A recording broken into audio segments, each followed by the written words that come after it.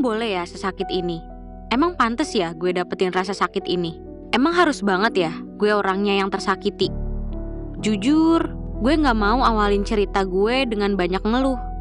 Tapi ya nyatanya begini, mau gimana lagi?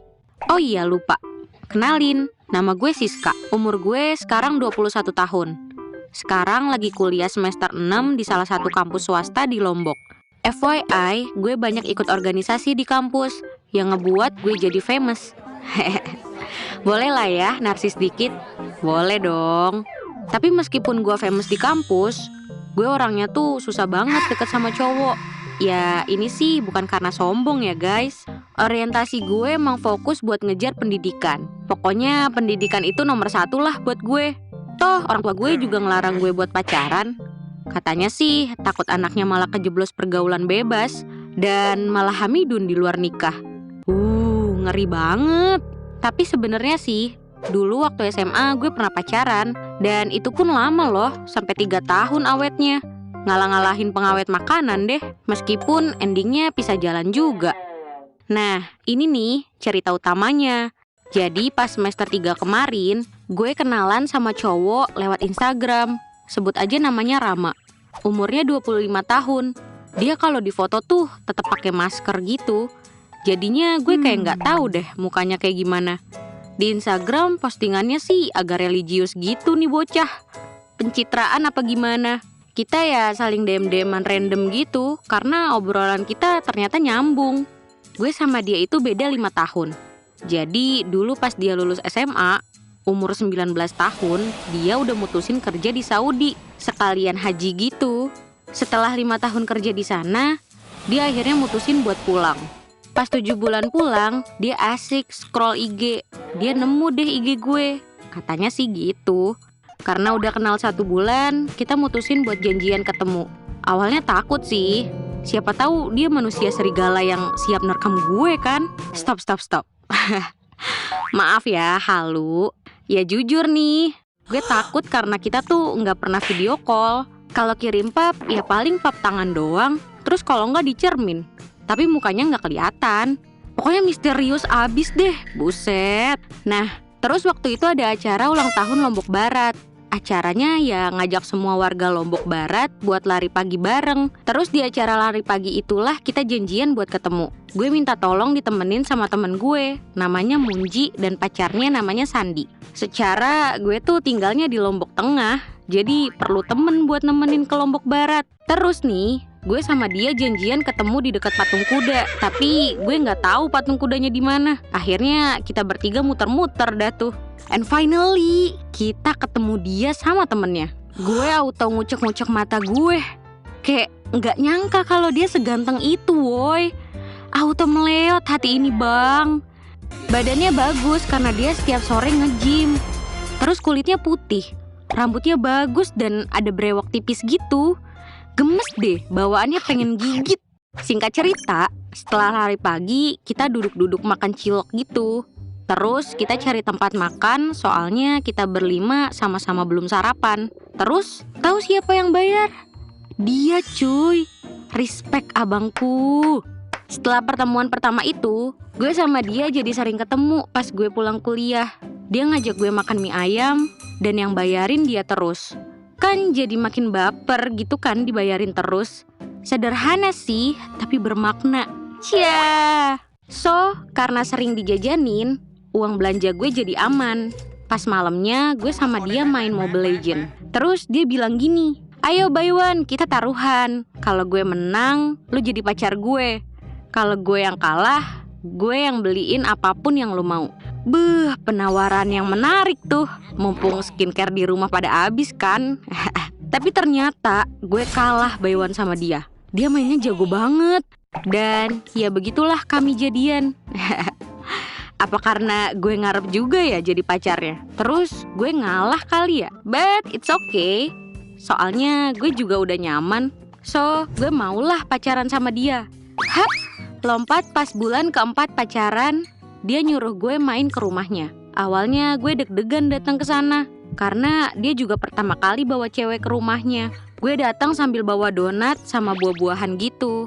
Dia nunggu di depan pintu. Gue dikenalin ke ibu bapaknya.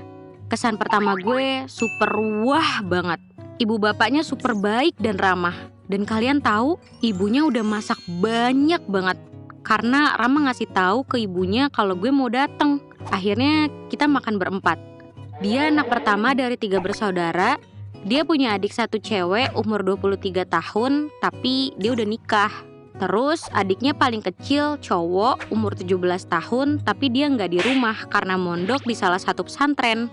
Jadi mereka di rumah tuh bertiga aja. Dan ternyata mereka punya toko grosiran dari hasil kerja Rama di Saudi selama 5 tahun. Penghasilan sehari paling gede 21 juta loh. Gue bener-bener kagum sama dia.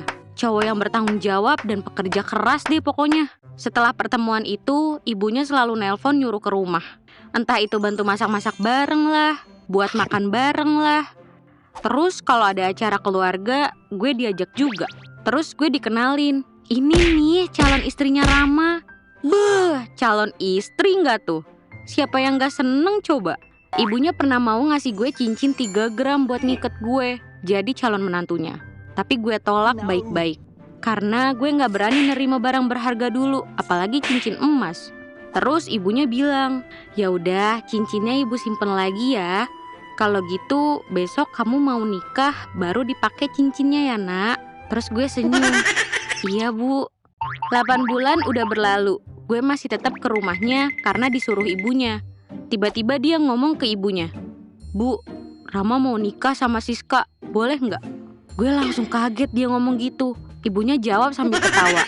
Haha, nikah aja. Toh tabungan kamu kan ada buat nikah. Jadi kapanpun kamu siap, nikah aja. Terus Rama narik gue ke depan rumahnya. Dia ngajak gue ngomong serius. Nikah yuk, umurku udah 26 nih. Teman-temanku udah pada nikah semua. Giliranku belum. Gue sebenarnya mau-mau aja sih, karena dia baik, agamanya bagus, ekonominya oke. Ya mau nunggu apa lagi? Terus gue jawab, mau tunggu aku selesai kuliah nggak? Aku sebentar lagi wisuda, tinggal 3 semester lagi aja. Terus dia iyain. Semenjak itu, setiap hari dia ngomongin rencana mau nikahin gue. Pokoknya yang diomongin tuh nikah melulu cuy. Nah, pas gue pulang dari kuliah, Rama udah di parkiran nungguin gue. Katanya dia mau ngajak gue makan. Terus gue iyain. Pas makan, dia ngomong lagi, ayo nikah, aku sanggup biayain semua kuliah kamu sampai S2. Kalau kamu mau. Atau biar kamu gak ragu, kamu bisa buat surat perjanjian buat dibiayain kuliah sampai selesai sebelum nikah. Terus gue jawab, aku tanya bapakku dulu gimana. Terus dia iyain. Besoknya gue tanya bapak, Pak, Siska mau nikah boleh nggak? Kuliah Siska ditanggung kok sama dia. Jeder, bapak gue langsung marah-marah. Gak boleh, pokoknya harus kerja dulu baru nikah. Kamu umur 21 udah bisa apa? Udah bisa masak makanan beda-beda seminggu nggak? Kamu kira nikah itu seneng-seneng doang?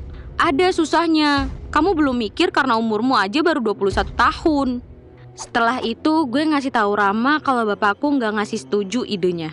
Terus dia kayak sedih gitu. Terus bilang, biar aku aja yang yakinin bapak besok.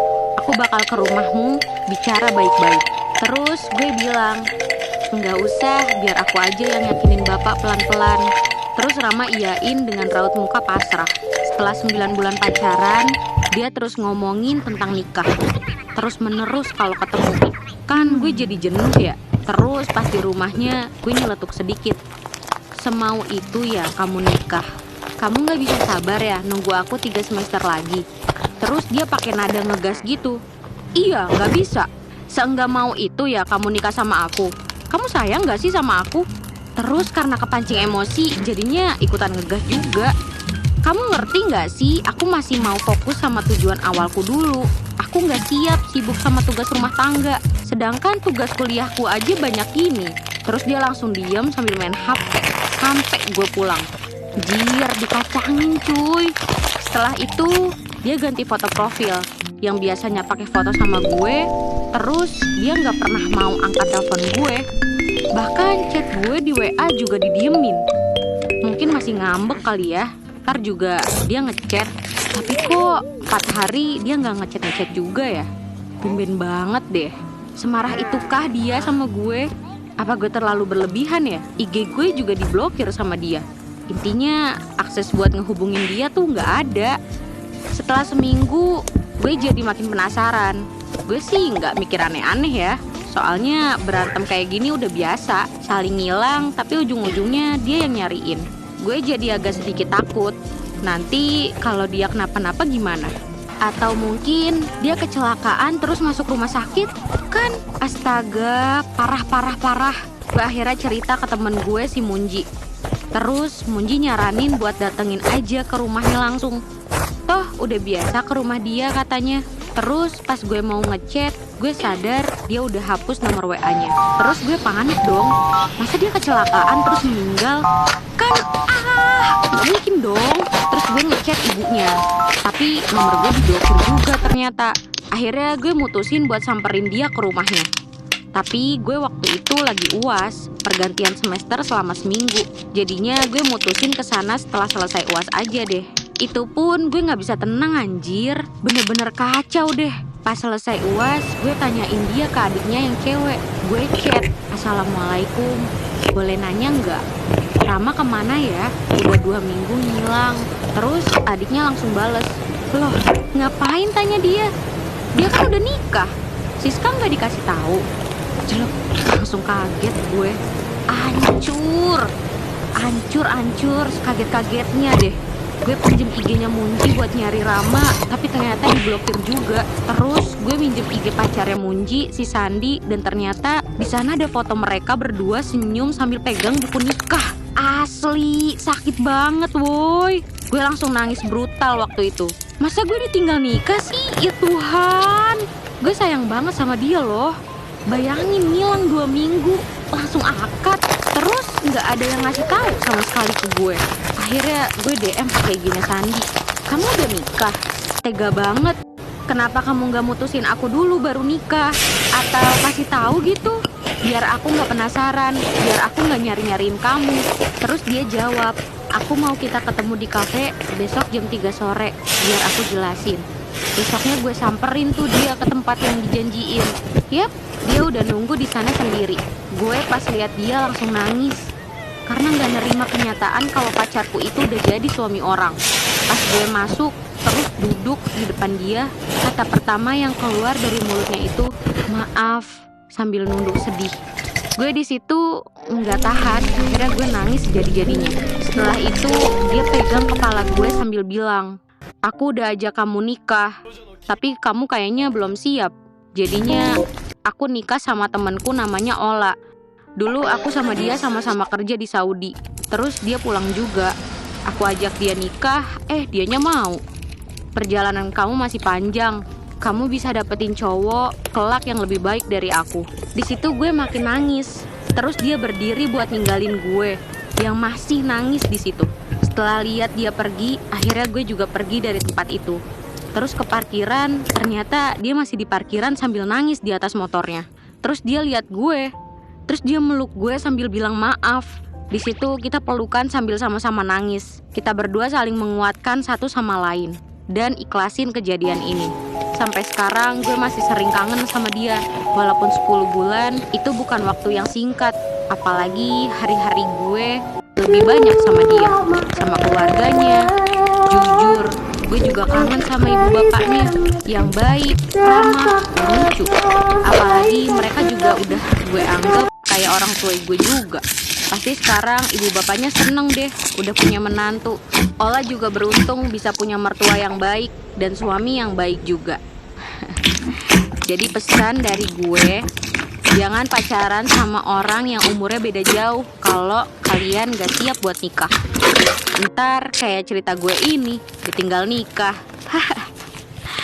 Mau cinta apapun, seberusaha apapun, kalau nyatanya bukan jodoh ya gini, akan pisah. Semoga gue dipertemukan dengan jodoh yang sesungguhnya.